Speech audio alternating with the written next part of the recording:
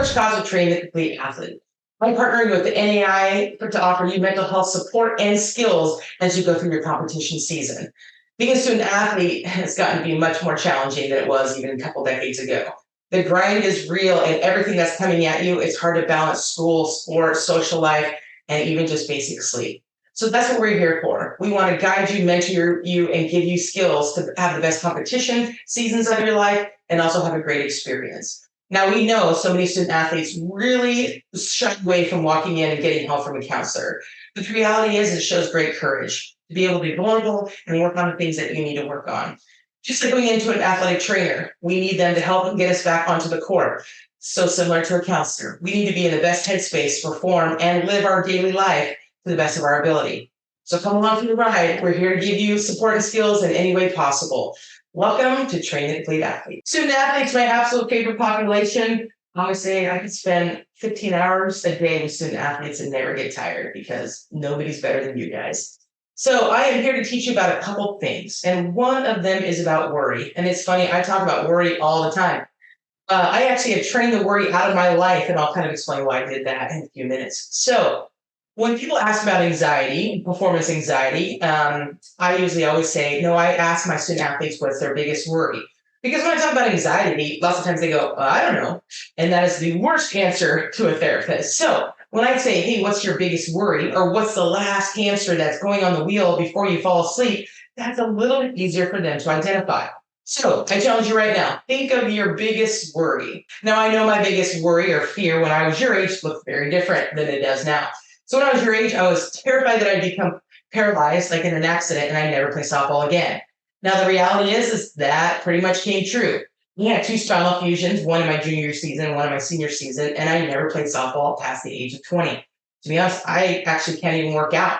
So I can walk, which is great, but physically I'm pretty limited. And I always think, wow, I worried about that a lot. And guess what? I'm still on the other side. I know life didn't go as quite as planned, but I still have a big and great one, and I still get to be with student athletes every single day. So I also want to think of, do you have control of your worry? And that's a big thing. So much of our world we don't have control over.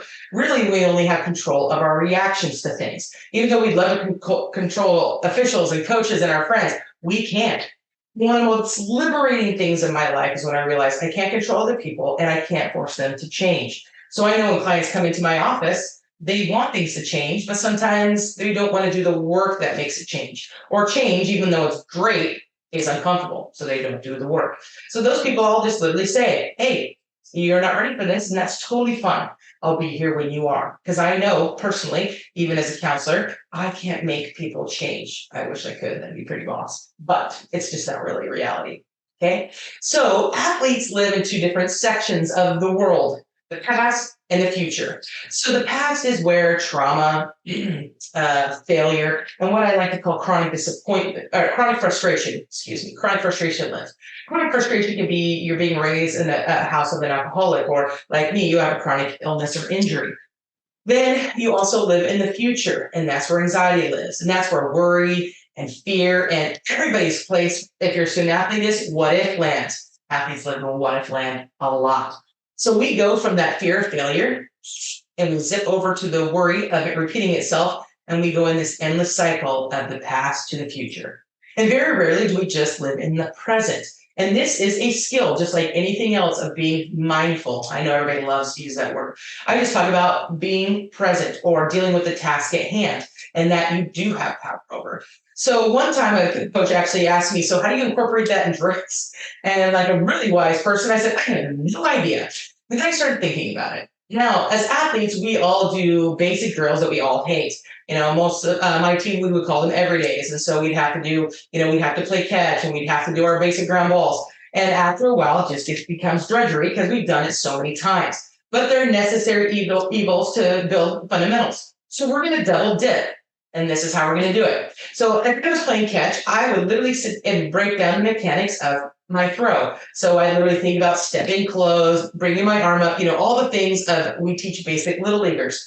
The reason I will break it down in my brain is because what I'm doing to my brain is I'm keeping it in the moment of every single movement. So your brain is able to restructure itself. It's what we like to call neuroplasticity. So it's just like our bodies. We lift weights, we break it down, we rebuild it, we get stronger. Our brain is just the exact same thing. So we work through it, we break skills down, our brain changes, we become more present. So for me, I literally don't worry anymore. And I told you this at the beginning of the video. So how did I do that and why did I do that? So if you have chronic pain or you have a chronic injury, worry, stress, all those really fun things that we love so much are your biggest enemy. So worry makes my nervous system activate and makes my pain worse. So once I left coaching, I decided we're going to have to do something to manage my pain. And so I literally started teaching myself not to worry. Now, everybody freaks out when I say I don't worry, but this is how I did it. Super basic skill. For me, I would always think of, okay, what do I have control over when it comes to worry? Well, very little. And I asked my son, who was 12 at the time, I said, buddy, if I worried about you all day, would you feel safer? He goes, no, mother, I wouldn't know. I said, okay, buddy, would you feel more loved if I worried about you all day? He goes, once again, mom, wouldn't know you were worried about me. And that made me really think, no matter where he was, if I worried about him, that never gave him anything for me. And it actually made me physically feel worse. So if I worried about him all day, by the time we got home, my body was a mess and I spent the evening in bed instead of with my son. And worry didn't do anything to make him feel more loved or safer. Now I started wondering, then why did I worry so much? Well, I worried about outcome. I wanted to be a Division I softball player more than anything. And I was also a people pleaser. I still am to a degree, but I've had to work on it a lot. But I always said if I worried about it, the outcome would happen, that's not the way it works.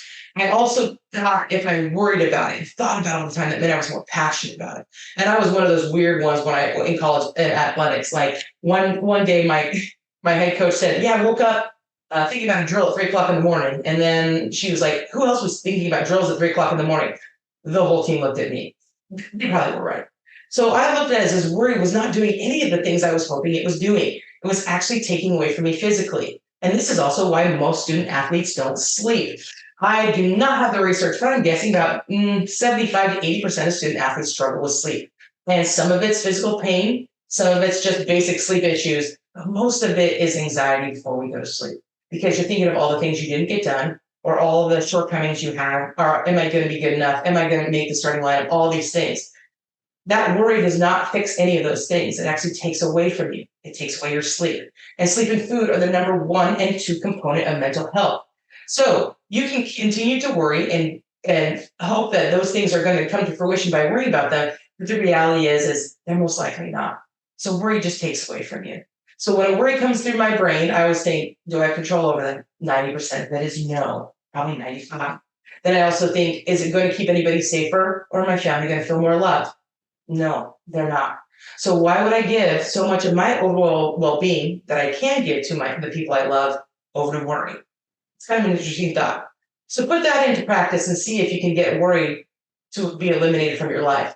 It's a much happier way to go, and it will also improve your performance. Because once we activate our nervous system, we get tight and we can't perform to our utmost level. And that's where worry really gets at our high performance.